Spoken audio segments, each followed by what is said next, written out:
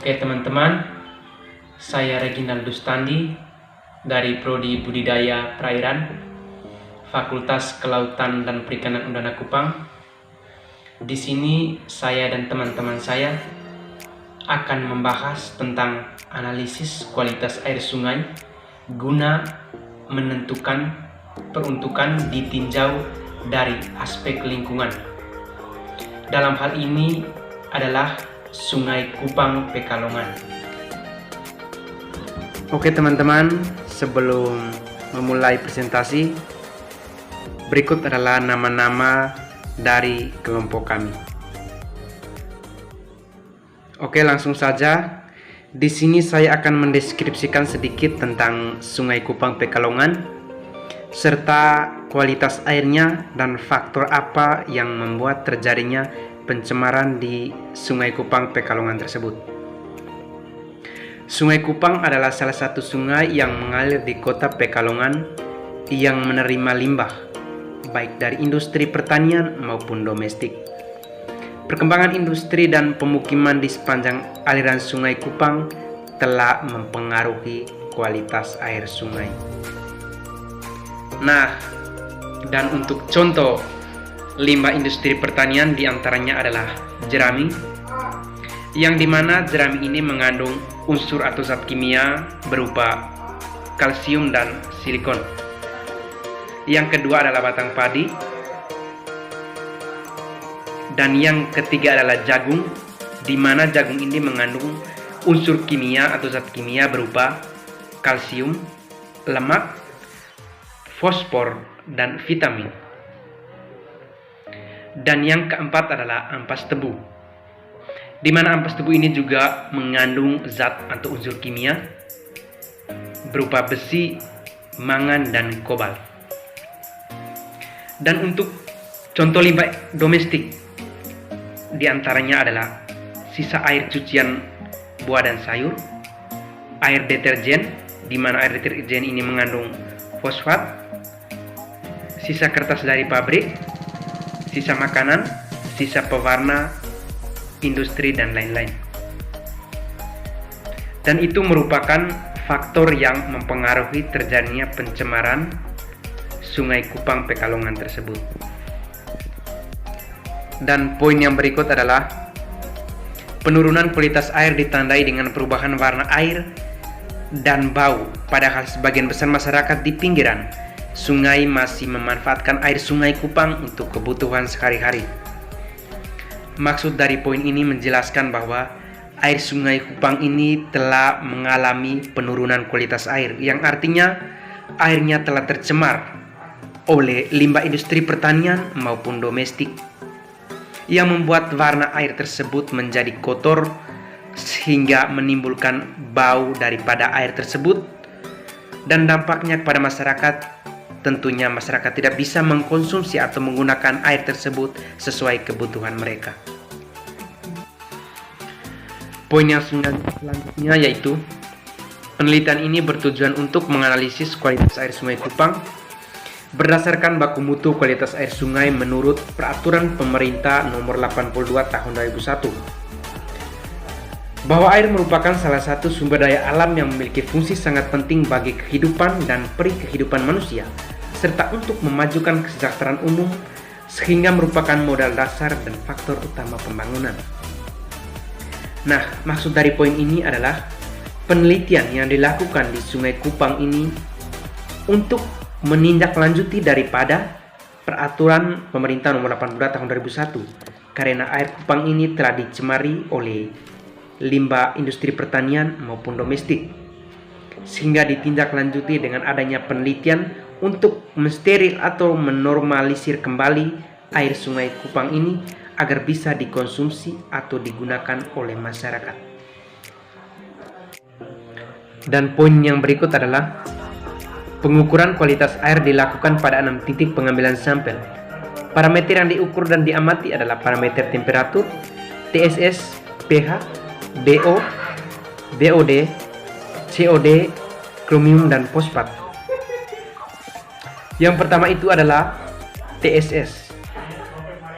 TSS atau yang biasa kita kenal dengan Total Suspended Solid yaitu bahan tersubstansi yang terdiri dari lumpur dan jasa trenik yang berasal dari kikisan tanah yang terbawa ke dalam air. Yang berikut itu pengukuran kualitas air untuk mengetahui BOD atau Biological Oxygen Demand, merupakan jumlah oksigen yang diperlukan oleh organisme untuk mengurangi bahan organik di dalam air. Yang berikut adalah pH atau derajat keasaman, merupakan pengukuran yang dilakukan untuk mengetahui berapa pH air tersebut. Apakah air tersebut tergolong ke dalam air yang asam atau basa. Yang berikut COD atau Chemical Oxygen Demand, merupakan jumlah kebutuhan senyawa kimia terhadap oksigen untuk mengurangi bahan organik. Dan yang terakhir bisa disimpulkan bahwa tata guna lahan merupakan bagian penting yang mempunyai pengaruh pada kualitas air. Itu artinya bahwa penataan lahan, baik sungai tersebut maupun lahan pertanian yang berada di sekitar sungai tersebut, harus ditata dengan baik agar tidak terjadinya pencemaran pada sungai tersebut. Yang berikut, kemampuan daya tampung air sungai yang telah ada secara alamiah terhadap pencemaran perlu dipertahankan untuk meminimalkan terjadinya penurunan kualitas air sungai. Penggunaan lahan di sepanjang Sungai Kupang yang dapat mempengaruhi kualitas air Sungai Kupang meliputi pertanian, pemukiman, dan industri. Dari poin kedua ini tentunya sangat jelas, yang paling banyak mempengaruhi terjadinya pencemaran Sungai Kupang itu salah satunya adalah pertanian, berikutnya adalah industri dan pemukiman warga. Itu merupakan faktor yang paling utama terjadinya pencemaran di Sungai Kupang tersebut. Yang berikut adalah kegiatan pertanian tanaman semusim yang menggunakan pupuk dan pestisida diperkirakan akan mempengaruhi kualitas air sungai melalui buangan dari lahan pertanian yang masuk ke dalam air. Dari poin ketiga ini sangat bertentangan dengan peraturan pemerintah tadi nomor 82 tahun 2001. Itu artinya bahwa penggunaan pestisida dan pupuk yang digunakan di lahan di sekitar sungai tersebut akan menyerap dan akan terbawa bersama air lalu masuk ke Sungai Kupang tersebut, sehingga terjadinya pencemaran, bau yang tidak enak, serta warna air yang bisa berubah. Baik, saya Maria Magdalena Tewita Maima akan menjelaskan tentang yang pertama, perhitungan indeks pencemaran. Pada PPT berikut ini terdapat tabel hasil beban pencemaran Sungai Kupang.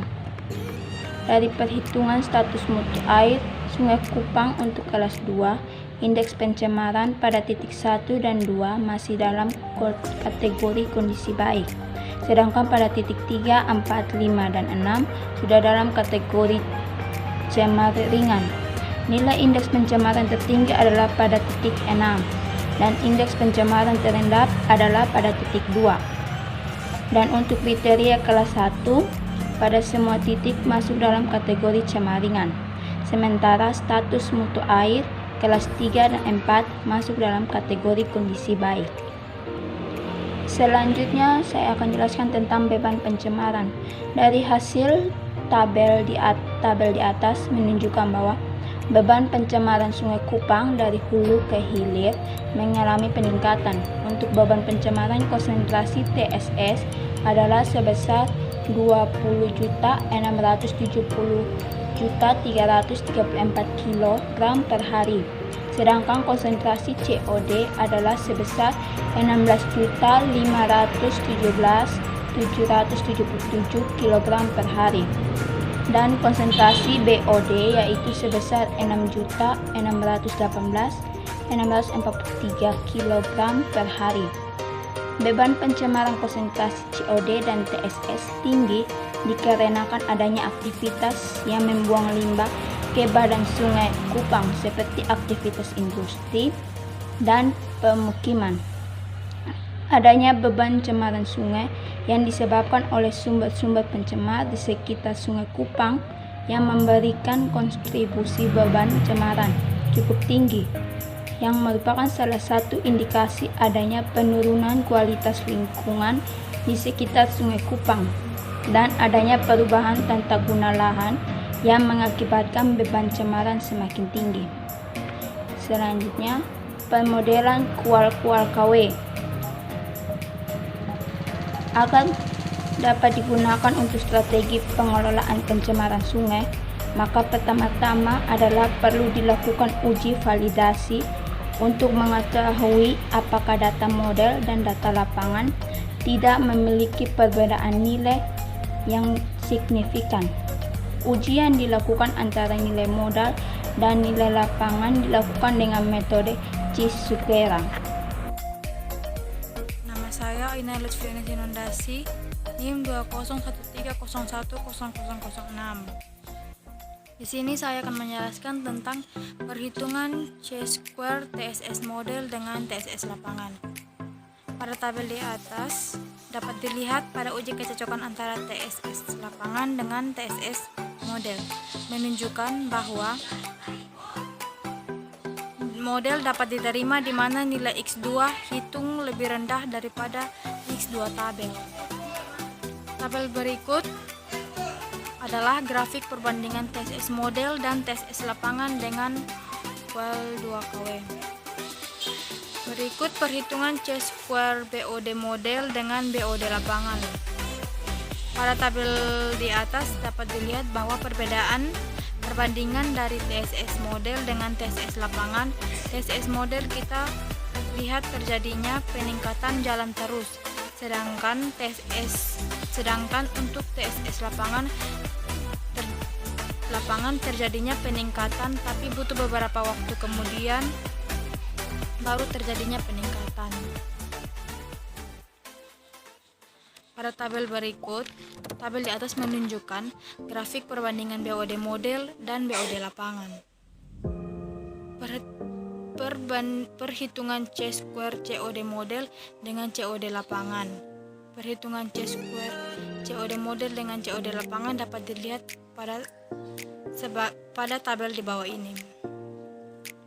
Uji kecocokan BOD model dengan BOD lapangan.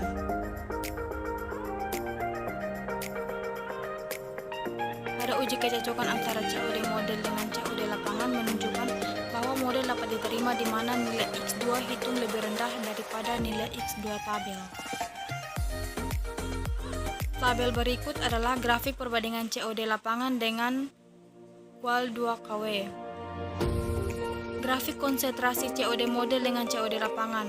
Pada hasil grafik permodelan konsentrasi TSS BOD dengan COD dari hulu hingga hilir dengan program kual 2KW menunjukkan bahwa TSS, BOD, dan COD model dengan TSS, BOD, dan COD hasil lapangan memiliki pola grafik yang sama. Dari hasil grafik di atas terjadi peningkatan TSS dari hulu ke hilir. Begitu juga dengan konsentrasi BOD dan COD. Semakin menuju ke hilir sungai, konsentrasi TSS, BOD, dan COD semakin tinggi. Sekian penjelasan dari saya. Terima kasih.